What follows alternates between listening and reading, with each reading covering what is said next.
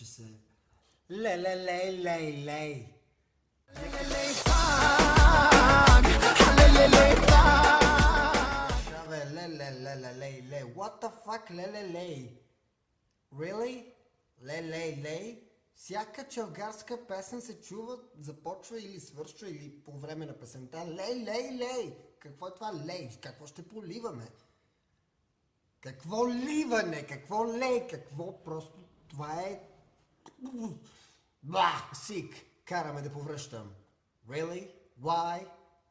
Защо не направите една свясна песен, която не се казва лей? Или направите просто една такава песен, която само да се пее лей. Нищо друго. Така да е лей, туп, един и същи так, както и винаги ритъм или бит. Но това е просто необяснимо. Е просто I can't believe. Why you do that? It's not normal.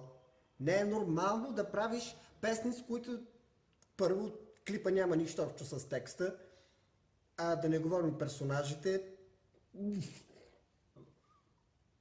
Why? Защо ми го причинявате? Изтрийте тези телевизии чалгарски. Тези песни не ви трябват, бе, хора. Не ви трябват. Успокой се. Да. Просто нямам думи. Наистина.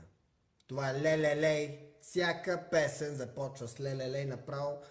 Чуде се за какъв е смисъл, какъв е контекста на това лей. Нещо от сорта чака-рака. Шака-лака, бум, шака-лака. Новото лей е модерното на ла на Боб Марли или нещо такова. Просто тъпо е наистина. Няма смисъл. What the fuck? Лей. Лей. О, боже, просто не знам какво правя аз. Това е no comment.